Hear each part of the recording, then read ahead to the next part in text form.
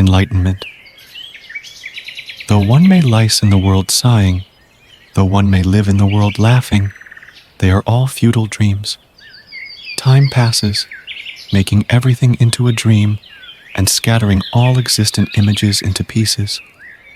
Having lived attached to those images is one's error. Let us go seek out truth. Where could it be? It is not up in the sky. Truth is the place where I have come from, and it is where I will return. But people do not know truth, and thus are lost. I see that truth is the existence that is within the emptiness, and though it may be invisible, in it there is material existence. Truth is the eternal and never-changing self, which everyone must know so that we may be together forever.